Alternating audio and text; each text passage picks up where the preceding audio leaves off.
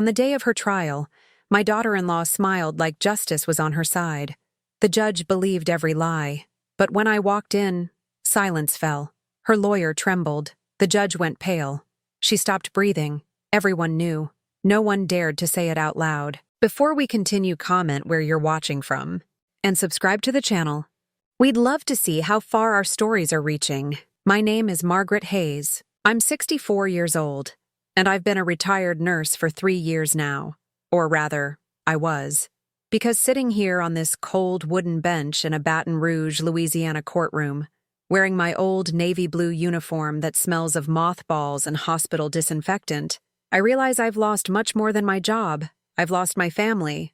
The courtroom smells of mold and old paper. The walls are dirty beige that was probably white in the 1980s. The ceiling fan squeaks with each rotation, as if complaining about the weight of secrets this place holds. I'm alone on the back bench. I came by bus, the number 47 line that runs once an hour, because my car was borrowed by my son Daniel 6 months ago and never came back. On the other side of the room, Vanessa sits beside her lawyer, a man in a gray suit that costs more than my annual pension. She wears a discreet black dress, hair pulled into a low bun, light makeup. The perfect performance of the concerned daughter-in-law. Beside her, Daniel avoids my gaze. My son, my firstborn, the boy I raised alone after his father died of a heart attack at 42. Claire, my daughter, sits 3 rows ahead with her husband Frank. She didn't turn when I entered either. I saw the back of her head, her blonde hair inherited from her father, the rigid posture of someone pretending not to be present. Frank whispered something in her ear. She nodded. They both laughed quietly. On the front table, spread out like pieces in a macabre board game, are the flyers. Colorful sheets printed on glossy paper. Historic home for sale, 1247 Magnolia Street, 3 bedrooms, 2 bathrooms, porch overlooking the lake, $285,000. My house, the house where I raised my children, the house where my husband died in my arms, the house being sold before I've even legally lost the right to it. Vanessa distributed these flyers to people in the room as if they were wedding invitations. I saw an elderly woman in the back reading with interest, folding the paper and putting it in her purse. Your Honor? Vanessa's voice is soft, polite, with a touch of rehearsed suffering.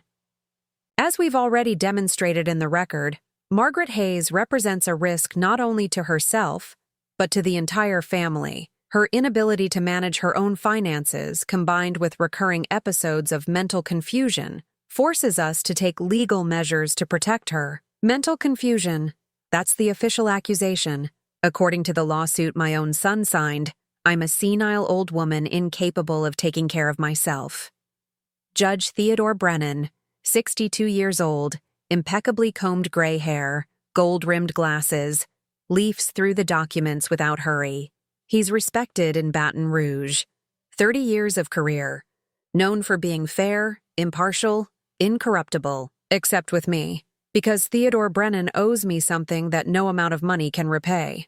The defense would like to present as evidence the video recorded on November 15, 2023, continues Vanessa's lawyer, connecting a laptop to the projector. The screen on the wall lights up. It's a shaky recording, made with a cell phone. I'm in my kitchen, back to the camera, stirring pots on the stove. The image has strange cuts, as if it had been edited. Margaret, Vanessa's voice sounds concerned in the video. Do you remember what day it is today? My voice, captured from a distance, distorted. It's Tuesday? No, Thursday. Or, abrupt cut. Another scene. I'm sitting at the table looking at an empty plate. Mom, have you had dinner already? Daniel's voice, off screen. Already? I think so. Or not. Cut. One more scene. I'm on the porch holding a coffee cup. The camera zooms in on my face. My eyes are empty, lost. Temporal confusion, spatial disorientation, recent memory loss, Vanessa's lawyer narrates as if it were a medical documentary. These are just some of the episodes documented by the family over the last 6 months. I want to scream that this is a lie, that these videos were edited, taken out of context, digitally manipulated. But my lawyer, a recent graduate working pro bono because I don't have money to pay someone better, Just writes something on her notepad. Nervous. Your Honor, Vanessa stands up, her voice now firmer. We didn't make this decision lightly. Margaret was a wonderful mother, a dedicated nurse. But the reality is that she's no longer capable of living alone. She needs specialized care, and selling the house is necessary to finance that care. Specialized care is code for nursing home, a place where old, inconvenient people are forgotten until they die. Judge Theodore removes his glasses, rubs his eyes. I know he's tired. I know that cases like mine, petty family disputes disguised as medical concern, bore experienced judges. He wants to dispatch this quickly and go home. Would the prosecution like to call Daniel Hayes to testify? Announces the lawyer. My son stands up. He's thinner than the last time I saw him 3 months ago, when they still allowed me visits. The navy blue suit is new, probably bought with money Vanessa managed to borrow from my bank account before I discovered it and changed the passwords. Daniel walks to the witness stand without looking at me, places his hand on the Bible, swears to tell the truth. Mr. Hayes, the lawyer begins. Can you describe for the court the relationship you maintain with your mother? Daniel clears his throat. My mother was always intense, worked a lot, sometimes neglected her own health to care for others, neglected her own health, as if that were a defect, as if dedicating 40 years of life to saving people were a sign of mental imbalance. And in recent years, have you noticed changes in her behavior? Yes, my mother was always very organized, but recently, he hesitates, as if truly suffering over this. She forgets appointments, repeats the same stories, gets confused with dates. Once she called me at 3 in the morning thinking it was noon. Lie. I called at 3 in the morning because Claire had told me Daniel was in the hospital. A deliberate lie to test if I still had functioning maternal reflexes. When I discovered it was a false alarm, I hung up, but Daniel recorded the call, edited it, turned my legitimate concern into evidence of dementia. Mr. Hayes, was this decision to request your mother's interdiction difficult for you? Daniel lowers his head. A dramatic pause. When he lifts his face, there are tears in his eyes. The most difficult thing in my life. But I love my mother. And because I love her, I need to protect her. Even if that means protecting her from herself. Several people in the audience murmur, moved. The lady who kept the house flyer even wipes her eyes with a tissue. I want to vomit. Thank you, Mr. Hayes. Would the defense like to question the witness? My lawyer stands up, unsure. Mr. Hayes, does your mother have a formal medical diagnosis of dementia or Alzheimer's? Not yet, but the symptoms are clear. Has she been evaluated by a psychiatrist? She refuses to go. Another lie. I never refused. They never offered. Does your mother have a history of psychiatric problems? Not that I know of. Does she manage her own bank accounts? Daniel hesitates. She used to. And why did she stop? Because. He looks at Vanessa, seeking support. Because she started making strange transactions. High transfers without explanation. High transfers without explanation. The money I lent him to pay off his credit card debt. $12,000 I never saw back. The lawyer realizes she won't get anywhere and gives up. Daniel returns to the bench beside Vanessa. She holds his hand, supportive. The perfect wife. Your Honor, Vanessa's lawyer stands up again. The Hayes family respectfully requests that the court appoint a legal guardian to administer Margaret Hayes' assets, including authorization for sale of the property in question, with resources destined for payment of a long-term care institution appropriate to Mrs. Hayes' condition. Judge Theodore leafs through the documents. He's going to sign. I know it. This type of case is routine. Concerned family, confused elderly woman, documented evidence. He's going to sign, and I'm going to lose everything. Except one thing. Except the secret I've kept for 20 years. I stand up. The movement is sudden, awkward. My chair scrapes against the wooden floor. All heads turn. Your Honor, my lawyer whispers, desperate. Please sit down. But I don't sit. I walk down the center aisle. Each step echoes in the silent room. I smell my own sweat mixed with the old mothball perfume. My navy blue uniform, the same one I wore for 40 years, is wrinkled. The sleeves have coffee stains. The white nurse shoes are worn, with small holes on the sides. I'm pathetic. I know it. Everyone here knows it. But Theodore Brennan knows something nobody else knows. When I pass Vanessa's table, she looks at me with poorly disguised contempt. Daniel averts his eyes. Claire and Frank exchange glances, confused. I keep walking. Judge Theodore finally sees me. He was distracted, signing something. The pen suspended in air. The pen falls. The sound is small, insignificant. A pen hitting the wooden surface, but in that silent courtroom, it sounds like a bomb. Theodore goes pale. It's not a subtle, romantic paleness. It's the paleness of someone who's seen a ghost. The paleness of someone who realizes suddenly that the past has come back to collect. He recognizes me. Of course he recognizes me. I saved his son's life. His assistants exchange glances. One of them, a young man with round glasses, leans in and whispers something. Theodore shakes his head, abrupt. Vanessa notices the change. Her lawyer, too. They exchange confused looks. I stop 3 feet from the judge's table. Your Honor, my voice comes out hoarse, tired. I'd like to ask a question. Theodore doesn't respond immediately. His eyes are fixed on me. He's calculating, measuring, trying to figure out what I know, what I'm going to do. Mrs. Hayes, he finally speaks, voice controlled but with an almost imperceptible tremor. You have the right to defend yourself, but you need to do it through your lawyer. It's not a defense, it's a question. Silence. Do you remember April 14th, 2004? The entire room holds its breath. Theodore doesn't respond, but his hand, resting on the table, begins to tremble. Mrs. Hayes, he tries again, voice firmer. This is not the appropriate time to. Your son was 16 years old, I continue, ignoring protocol. Sudden cardiac arrest. Waiting room of Baton Rouge General Hospital. No doctor available. The surgeon was stuck in traffic. Your son was dying. The young assistant leans in again. Urgent. Theodore makes an abrupt gesture for him to be quiet. Vanessa is motionless. Daniel looks at me for the first time since I entered, eyes wide. I was the nurse on duty, I continue. I performed emergency surgery right there in the waiting room with a basic first aid kit.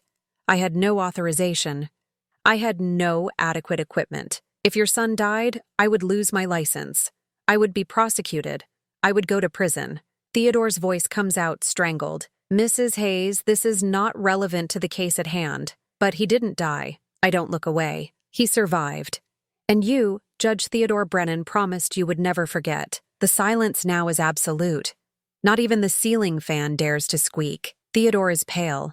His hands tremble visibly. He looks around at the assistants, at Vanessa's lawyer, as if expecting someone to save him. But no one can save him now, because everyone in the room understood what just happened. The judge who's about to sign my interdiction, who's about to declare me incompetent, who's about to allow my own family to steal my house, owes me his son's life. I turn and walk back to my bench. I sit. I cross my hands on my lap. I wait.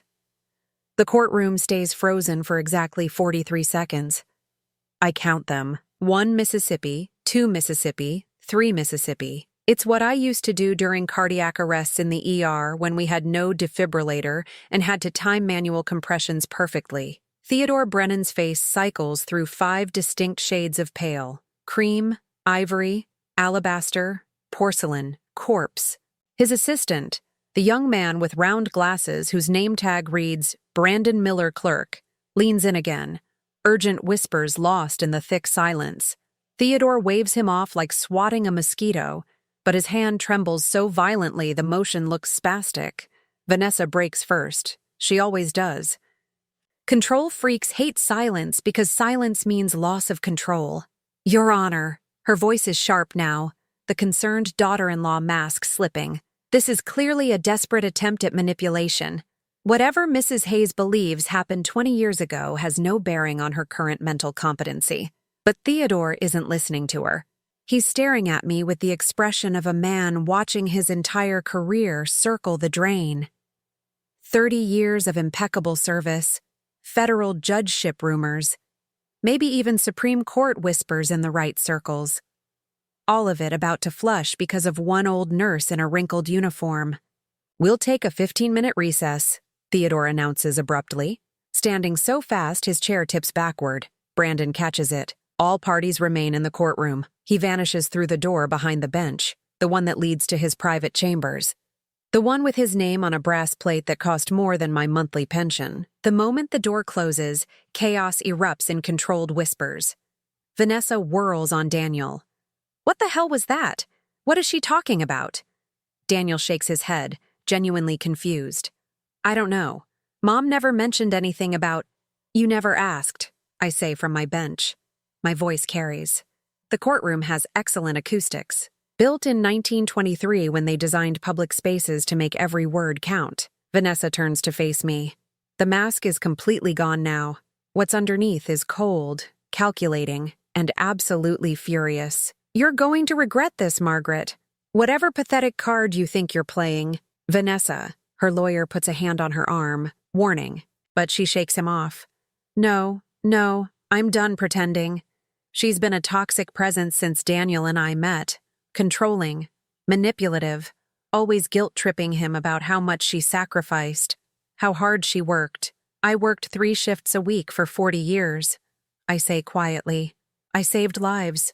What exactly have you done besides spend other people's money? Claire gasps. Actual gasps, like a Victorian lady with tight corsets. Frank whispers something to her. She shakes her head violently. My lawyer, Jessica Chen, 26 years old, crushing student debt, takes pro bono cases to build her portfolio, touches my arm. Mrs. Hayes, please don't engage. Let me handle... Handle what, Jessica? The judge who owes me everything is about to sign away my life. I think I've earned the right to speak. Vanessa's lawyer clears his throat. Mrs. Hayes, are you claiming some sort of improper relationship with Judge Brennan? The implication lands like sewage. Several people in the gallery lean forward, hungry for scandal. I'm claiming I saved his son's life when no one else could or would. And he knows it. That's why his hands are shaking. That's why he ran. This is insane, Vanessa hisses. She's delusional. This proves... The door opens. Theodore returns. His face is now a sickly gray-green, like meat gone bad. He's holding a file folder. Thin, maybe 10 pages. He sits heavily, doesn't look at anyone, opens the folder, stares at whatever's inside for a long moment. Mrs. Hayes, his voice is different now. Hollow. Would you please approach the bench? Jessica jumps up. Your Honor, I object to any ex parte communication. I'm not communicating ex parte, Ms. Chen. I'm asking Mrs. Hayes a direct question in open court. She may refuse to answer. I stand. Walk forward. My knees hurt. Arthritis. 40 years of standing on hospital floors will do that. I stop at the bench. Theodore looks up at me. Up close, I can see the purple circles under his eyes, the burst blood vessels in his nose, the way his collar is too tight, but he's lost too much weight for it to fit properly anymore. April 14th, 2004, he says quietly. My son Marcus, 16 years old, hypertrophic cardiomyopathy, undiagnosed. Waiting room of Baton Rouge General, I confirm. You were there for a meeting with the hospital board. Marcus complained of chest pain. Collapsed before the EMTs arrived. Dr. Richardson was stuck in traffic. Accident on I-10. I had a basic field kit. Scalpel, clamps, sutures. Not enough. You cut him open anyway. I did. The gallery has gone silent again. Even Vanessa has stopped performing. No anesthesia, Theodore continues, reading from the file. No surgical team. No authorization. He was dying. I could either watch or act. You could have gone to prison. Your son could have died. Theodore closes the file. His hands are steady now. Decision made. Whatever internal battle he was fighting, it's over. This case is dismissed, he says clearly. Margaret Hayes retains full control of her assets and person. The petition for guardianship is denied. Vanessa screams, actual screaming like a wounded animal. No, you can't. This is corruption. I'll report you. Theodore's gavel comes down. Once. The sound is final. Court is adjourned. Mrs. Hayes, you're free to go. I don't remember the bus ride home. Jessica drove me in her beat-up Honda Civic that smelled like fast food and lavender air freshener. She talked the whole way, excited, victorious, already planning how to use this case in her portfolio. I stared out the window at Baton Rouge passing by. The same streets I've walked for 64 years, the hospital where I worked, the grocery store where I buy discount bread, the park where I used to take Daniel and Claire when they were small. Everything looks different when you've just won a battle but know the war isn't over. Jessica dropped me at 1247 Magnolia Street at 4:47 p.m. The house looks exactly as I left it this morning. Pale yellow paint peeling. Front porch sagging slightly on the left side. Garden full of weeds because my knees can't handle kneeling anymore. Inside, the silence is absolute. No TV running in the background, no phone ringing, no footsteps. Just me and 40 years of memories packed into 200 square feet. I make tea. Earl Grey. The cheap kind from the grocery store. Not the fancy stuff Claire used to bring before she stopped visiting. Before Frank convinced her I was difficult. The kitchen table is the same one Richard and I bought at a yard sale in 1986. Scratched oak. One leg slightly shorter than the others. We kept meaning to fix it. Never did. I sit, drink tea. Wait, for what? I'm not sure. An apology? An explanation? A knock on the door from Daniel saying he made a terrible mistake? None of those things happen. At 6:15 p.m., my phone rings. Unknown number. I let it go to voicemail. At 6:47 p.m., another call. Same number. Voicemail again. At 7:23 p.m., the doorbell rings. I don't move.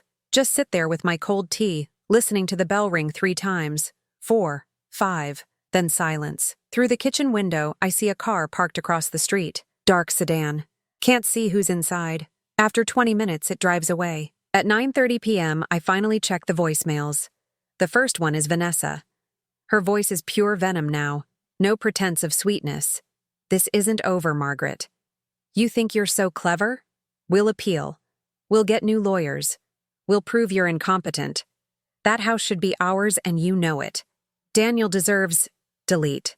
The second one is Daniel. He sounds tired. Defeated. Mom, I don't know what to say. Vanessa is. She's very upset. She says you humiliated us in court, that you made it all up about the judge. I don't. I need time to think. Please don't call me right now.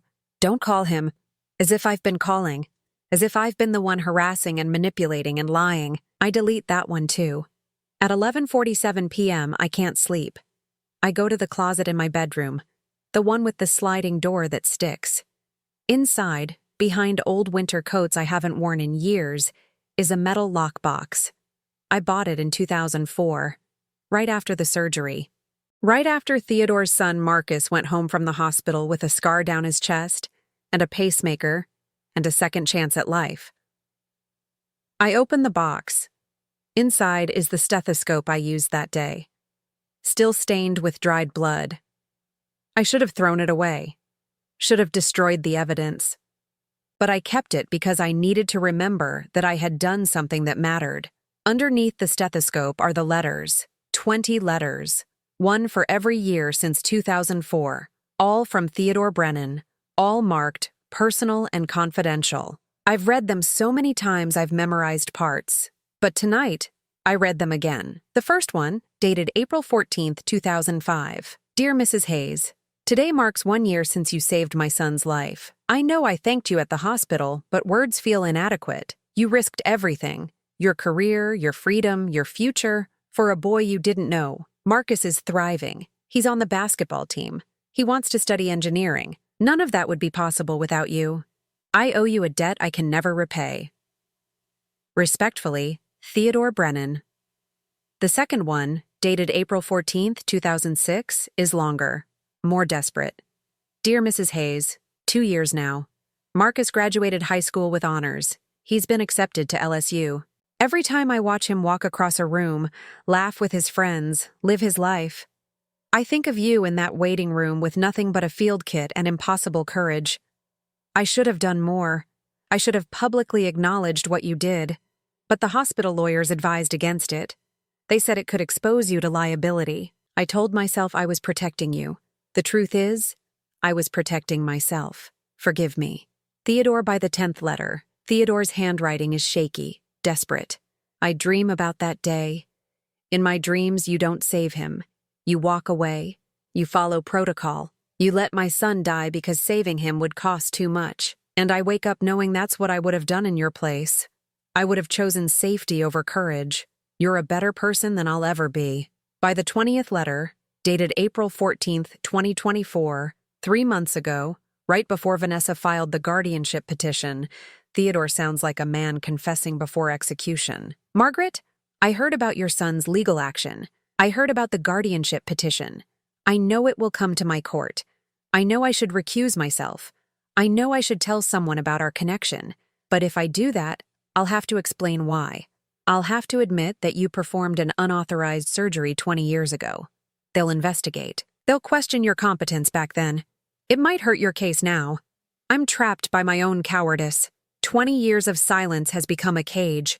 If you need me, I'll do the right thing. Finally, even if it destroys me. Theodore, I fold the letters carefully. Put them back in the box. Close it. Tomorrow, I'll decide what to do with them. Tonight, I just need to sit in my kitchen and remember who I was before my family tried to erase me. At 2:17 a.m., the doorbell rings again. This time, I answer. Daniel stands on my porch at 2:17 a.m. looking like death microwaved. His expensive suit is wrinkled, tie gone, shirt unbuttoned at the collar, hair sticking up like he's been running his hands through it for hours. Mom, he says. Just that, Mom. I don't open the screen door. It's late. I know. Can I come in, please? Where's Vanessa? At her sister's. We had a fight, a bad one. I should feel satisfaction. I don't. I just feel tired. But I unlock the screen door anyway. Because he's still my son. Because 40 years of maternal instinct doesn't evaporate in one courtroom. He follows me to the kitchen, sits at the table with the uneven leg. The same chair he sat in as a boy doing homework while I made dinner after 12-hour shifts. Coffee? I ask. Please. I make it. The cheap kind. Maxwell House in the red can. He drinks it black like his father used to. For 5 minutes, neither of us speaks. Just the sound of the refrigerator humming and the kitchen clock ticking. I read them, Daniel finally says. Read what? The letters. From Judge Brennan. They were in Vanessa's car. In a folder marked evidence. She stole them from your house last month when you were at the grocery store. My hands go cold. She broke into my house? She had a key. From when? From when we were planning. He can't finish the sentence. Can't say, planning to sell your house while you were still alive. What else was in the folder? Daniel reaches into his jacket pocket, pulls out a USB drive, sets it on the table between us. Everything. The original videos before she edited them. Bank statements showing the $12,000 you gave me. The title company emails where she was getting pre-approval for the sale. And he stops. Swallows hard. And what? Medical records from the clinic. She broke in after it closed down last year. Stole your entire employment file. She was looking for anything to prove you were incompetent back then. Thought if she could show you made mistakes 20 years ago, it would prove you're incompetent now. The clinical coldness of it takes my breath away. Did she find anything? No. Your record was perfect. Not a single complaint. Not one malpractice suit. 40 years of spotless service. He laughs bitterly. So she manufactured evidence instead. I pick up the USB drive. It's warm from his pocket. Why are you giving this to me? Because I read the letters, Mom. All 20 of them. I read about what you did for Judge Brennan's son. I read about you cutting open a 16-year-old kid in a waiting room with a pocket knife and dental floss because the real surgeon was stuck in traffic. It was a scalpel and surgical thread. It was insane and brave, and it saved his life. Daniel's voice breaks. And I testified against you. I called you imprudent. I implied you were losing your mind. I tried to steal your house. Vanessa tried to steal my house. No, he looks up at me. His eyes are red. We both did. She came up with the plan, but I signed the papers. I made the phone calls. I convinced Claire to go along with it. I'm not a victim here, Mom. I'm the villain. The admission hangs in the air. I want to comfort him. Want to say it's okay. We all make mistakes, I forgive you. But I don't, because it's not okay. And I'm not sure I do forgive him. Not yet. Why? I ask instead. Why did you do it? Daniel puts his head in his hands. Money. We're broke, Mom. Completely broke. Vanessa's business failed 2 years ago. She lost $80,000 in bad investments. I took out loans to cover it. Then more loans to cover those loans. We owe $127,000 to credit cards and private lenders. The house seemed like the only way out. So you decided to throw your mother into a nursing home and sell her life out from under her. I didn't think of it like that. Vanessa kept saying you'd be better off in a facility, that you were lonely here, that we were doing you a favor that would net you $285,000. He flinches. Yes. I sit down across from him. The table wobbles. It's always wobbled.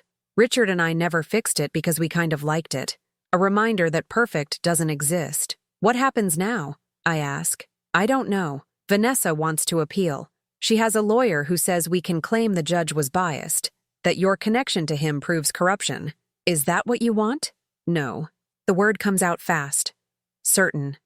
No, I want to fix this. I want to. I don't know how, but I want to make it right. You can't make this right, Daniel. You broke something that doesn't get fixed. I know. He's crying now, full tears running down his face. My 38-year-old son crying at my kitchen table at 2:47 a.m. I know, Mom, but I have to try. I can't. I can't be this person who destroys his own mother for money. I reach across the table, take his hand. His fingers are cold. What do you need from me? He asks. I need you to testify. Against Vanessa. About the stolen documents, the edited videos, the break-ins, everything. She'll never forgive me. I know. She'll take everything in the divorce. You don't have anything to take. He laughs. A broken, painful sound. True. Daniel. I squeeze his hand. I need to know this is real. That you're not here because Vanessa sent you. That this isn't another manipulation. He pulls his hand away, reaches for his phone, opens it, shows me a text conversation. Vanessa. Where are you? Daniel. I can't do this anymore. Vanessa. Can't do what? Don't be dramatic. Daniel. I read the letters. I know what Mom did. I know what we did. It's over. Vanessa. If you betray me, I'll destroy you. I'll tell everyone you forced me. I'll play the abuse card. You'll lose everything. Daniel. I already lost everything. I lost my mother's respect. That's worse. The timestamp is 11:34 p.m. 3 hours ago. Tomorrow, I say. We're taking that USB drive to the DA's office. Okay, and you're moving out. Away from Vanessa. Tonight. I don't have anywhere to go. I look around my kitchen. The house they tried to steal. The home I fought to keep. The guest room is made up, I say. But this is temporary and conditional. What are the conditions? You get a job, a real one. You pay off your debts yourself, and you never, ever lie to me again. Done. He moves into the guest room at 3:15 a.m. with one suitcase and a face full of shame. At 8 a.m., my phone rings. Unknown number. This time I answer. Margaret Hayes? A woman's voice. Professional. Clipped. Speaking. This is Sarah Chen from the Baton Rouge Advocate. I'm an investigative reporter. I received an anonymous package this morning, 20 letters from Judge Theodore Brennan to you, and a note that said, "The public deserves to know." My blood goes cold. I didn't send those. I know. The handwriting on the note matches samples from Vanessa Hayes' social media. Your daughter-in-law is trying to destroy both you and the judge. What are you going to do with them? A pause. That depends. Can I interview you? On the record? I think about Theodore, about his 20 years of cowardice, about Marcus Brennan alive at 36 because I had a scalpel and impossible courage. Yes, I say. Come to my house at noon. And bring a camera.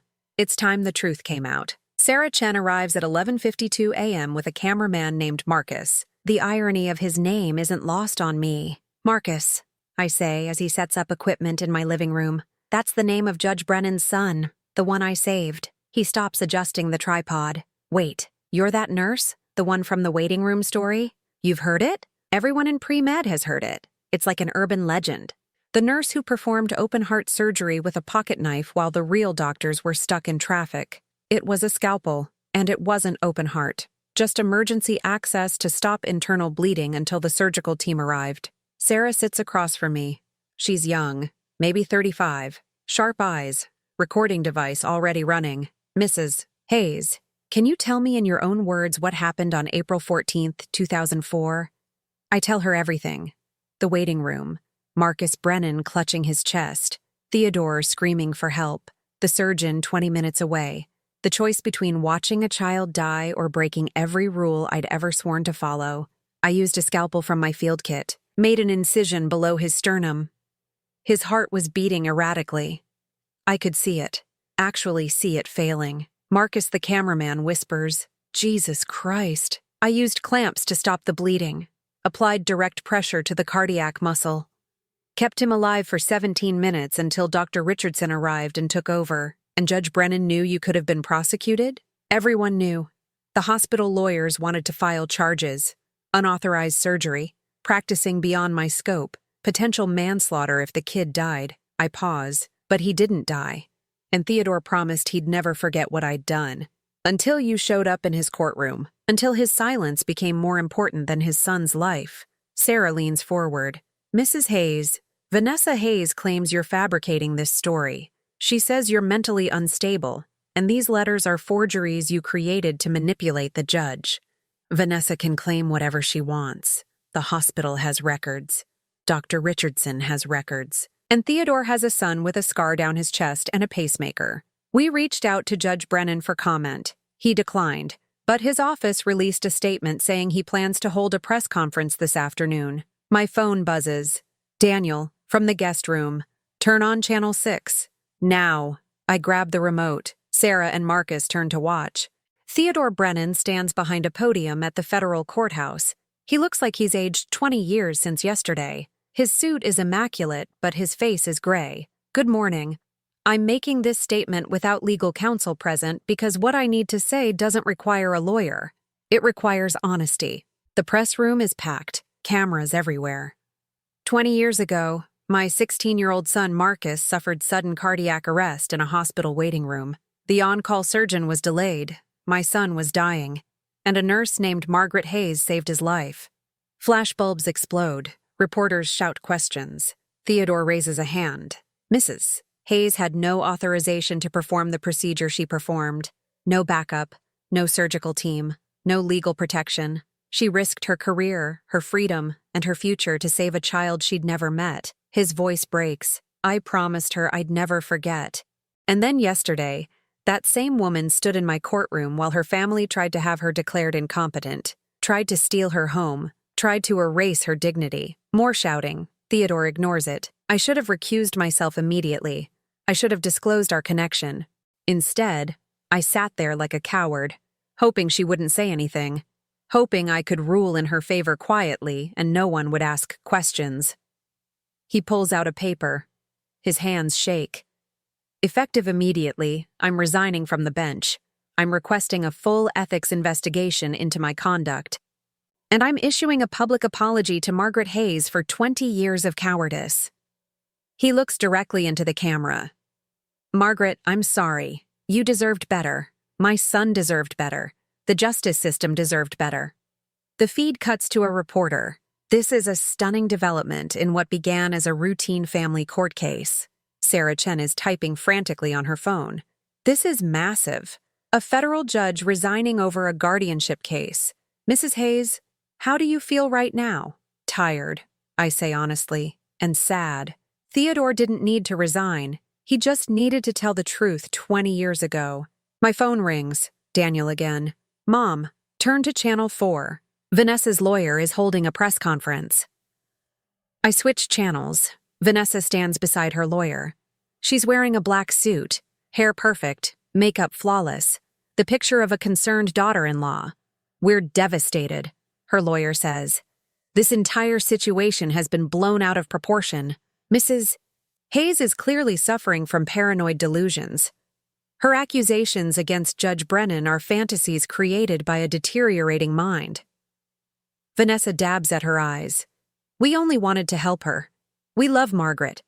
This has destroyed our family. Sarah's phone buzzes. She reads. Her eyes go wide. Mrs. Hayes, the district attorney just announced they're opening a criminal investigation into Vanessa Hayes. Breaking and entering, evidence tampering, fraud, elder abuse. I feel nothing. No satisfaction, no vindication, just exhaustion. There's more, Sarah says. Your son Daniel Hayes has provided testimony and evidence to prosecutors. He's agreed to testify against his wife. I know. You know. He's in my guest room. Has been since 3 a.m. Sarah looks at Marcus. Are we still recording? Every word. Mrs. Hayes, would you be willing to let us interview your son? I knock on the guest room door. Daniel opens it. He's wearing the same wrinkled suit from last night. Eyes still red. There's a reporter here. She wants your story. Okay. He follows me to the living room. Sarah doesn't waste time. Mr. Hayes, why did you provide evidence against your wife? Daniel looks at me, then at the camera. Because I read 20 letters from a man too afraid to tell the truth, and I realized I'd become just like him, a coward hiding behind excuses. Your wife claims your mother is mentally incompetent. My mother is sharper than I'll ever be. She saw through Vanessa's manipulation 2 years ago. I was too stupid and too greedy to listen. You stand to lose everything in the divorce. I already lost everything that mattered. I lost my mother's trust. I'm just trying to earn back a fraction of it. Vanessa's press conference is still running on mute on the TV. As Daniel speaks, his phone starts buzzing, then buzzing faster, then continuously. He looks at the screen, goes pale. What? I ask. Vanessa's lawyer just dropped her, on live TV. He walked off camera mid-sentence. Sarah refreshes her phone. Oh my God. Her business partner just released a statement. He's suing her for embezzlement. $340,000 in missing client funds. The karma is immediate, brutal. Everything Vanessa built, the perfect reputation, the concerned citizen image, the wronged daughter-in-law performance, crumbling in real time. My phone rings. Theodore Brennan, private number. Margaret, I'm sorry isn't enough, but I'm starting a foundation for nurses who take extraordinary risks to save lives. First recipient gets $250,000. It's yours if you want it. I don't want your money, Theodore. I know. That's why you deserve it. I hang up. Sarah is still recording. Mrs. Hayes, final question. Do you forgive your son? I look at Daniel, at his red eyes and wrinkled suit and broken posture. Ask me in a year, I say. 6 months pass, like water through fingers. Theodore's foundation launches in September. I donate the entire $250,000 to nursing scholarships for single mothers. The irony isn't lost on anyone. I'm funding the next generation of women who will sacrifice everything for their children, hoping they raise better humans than I did. Vanessa's trial is set for January. The DA has 17 counts: fraud, embezzlement, elder abuse, breaking and entering, evidence tampering. Her lawyer, the fourth one after 3 quit, is pushing for a plea deal. 5 years minimum. She'll be 40 when she gets out. Daniel moved into a studio apartment in November. Got a job at H&R Block doing tax prep. It's honest work, boring work, poor work, exactly what he needs. He comes to dinner every Sunday. We don't talk about Vanessa. We don't talk about the trial. We talk about small things, the weather, the Saints' terrible season, what he learned that week about deduction schedules. It's not forgiveness yet, but it's something. Claire shows up on December 18th. No warning, just a knock at 9 p.m. I open the door. She's wearing sunglasses even though it's dark. When she removes them, the bruise around her left eye is purple-green, fading but still visible. Mom, she says. Just that. Mom, come in. She sits at the kitchen table, the wobbly one. I make tea. We've become a family that communicates through hot beverages and silence. Frank? I ask. Gone. Arrested. Assault and battery. The DA added him to Vanessa's case. Conspiracy to commit elder abuse. She laughs bitterly. Turns out planning to steal your mother-in-law's house is actually illegal. Who knew? Claire, don't. She holds up a hand. Don't be nice to me yet. I don't deserve it. You're my daughter. I stood by while they tried to destroy you. I laughed when Frank made jokes about putting you in a home. I helped divide up your house before we even stole it. Tears run down her face, mixing with the shadow of the bruise. I'm as guilty as they are. More, maybe, because I knew better. I knew you. And I chose money anyway. I reach across the table, take her hand. It's cold. You can stay here, I say. Guest room, temporarily. Same conditions as Daniel. What conditions? Get a job. Pay your own bills. Never lie to me again. That's it? That's everything. She moves in that night with one suitcase and a heart full of shame. Christmas Day, The three of us sit around the wobbly table. Turkey from the grocery store deli. Instant mashed potatoes. Canned cranberry sauce. It's not fancy, but it's honest. Daniel carved the turkey. Claire made sweet tea. I heated everything else. We're halfway through dinner when the doorbell rings. I open it to find 23 people on my porch. Young women. Scrubs in every color. Name tags from Baton Rouge General, Our Lady of the Lake, Women's Hospital. Mrs. Hayes? The one in front, maybe 25. Dark hair, bright eyes, holds a casserole dish. I'm Maria. I'm in the nursing program at LSU. I got your scholarship, the Margaret Hayes Courage Fund. Behind her, the others hold dishes, pies, sides, a ham, wine, flowers. We heard you were alone for Christmas, another says. We wanted to thank you for the scholarships, for the story, for showing us what nursing really means. I start crying. Can't help it. 40 years of being invisible, of being taken for granted, of being seen as a resource instead of a person. And now this. 23 strangers who understand what sacrifice means. Come in, I say. All of you. We have turkey. They flood into my small house, fill it with noise and laughter and life. Daniel and Claire look overwhelmed but happy. The wobbly table gets extended with a piece of plywood and sawhorses. We eat together. 3 generations of nurses and the family that almost destroyed one. At 8 p.m., after everyone leaves, I find an envelope on my porch. No name, no return address. Inside is a handwritten note. Margaret, I'm leaving Baton Rouge. Starting over somewhere no one knows me. I deserve prison. I know that, but I'm tired of fighting. You won. You destroyed everything I built. I hope it was worth it. Vanessa, I should feel satisfaction. Victory. Schadenfreude. But I just feel sad. Sad that it came to this. Sad that money corrupted people I thought I knew. Sad that my family had to break before it could heal. Daniel reads over my shoulder. Is she running? Let her run. The DA will find her. Do you think she'll ever understand why she lost?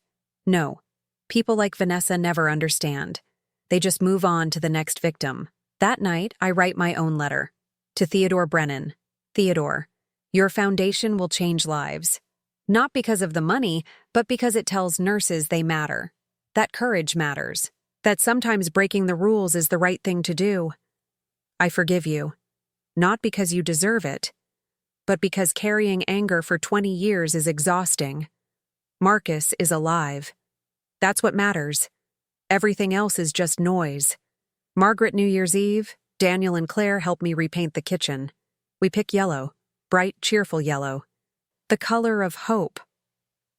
At midnight, we stand on the porch watching fireworks over the lake. Mom, Claire says, I got a job, nursing assistant at the children's hospital. I start Monday. Good. I want to go back to school, get my RN, be like you, be better than me. Daniel clears his throat. I paid off $4,000 of debt this month, only $123,000 to go. I laugh. Can't help it. 17 years at this rate. Yeah, but it's honest. We stand there, 3 broken people holding each other up, watching the sky explode with color. My phone buzzes. Unknown number. I almost don't answer. But something makes me.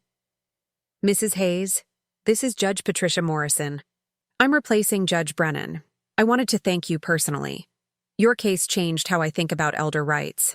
I'm implementing new protocols for guardianship petitions, mandatory independent psychiatric evaluations, cooling off periods, legal representation for all respondents. That's wonderful. It's because of you. Theodore told me everything before he resigned. What you did in that waiting room. What he failed to do in that courtroom. You reminded us all why we became judges. After she hangs up, I stand on my porch looking at my house.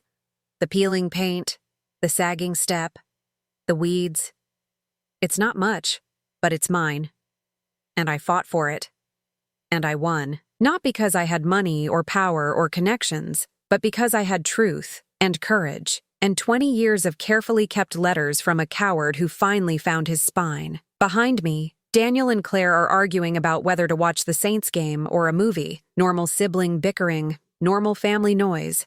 It's not perfect. We're not healed. Daniel's trust is still broken. Claire's shame is still raw. My heart is still scarred.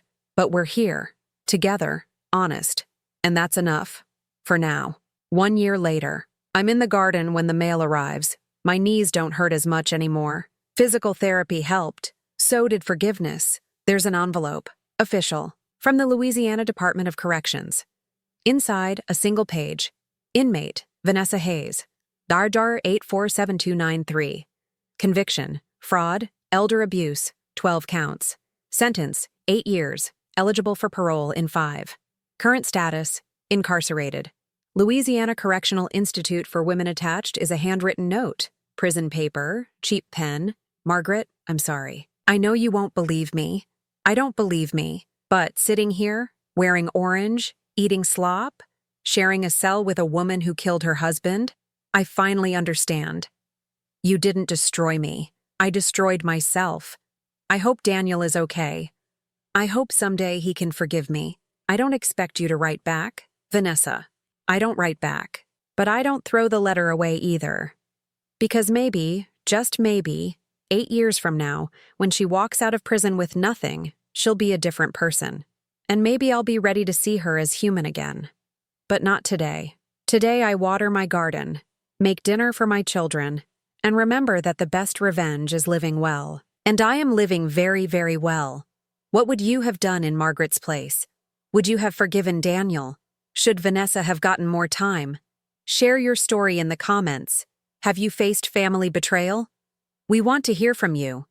If this story touched you, share it with someone who needs to hear it. Sometimes the people we love most are the ones who hurt us deepest. But healing is possible. Truth is possible. Justice is possible. Send your real story to our channel. Your voice matters. Your pain deserves to be heard.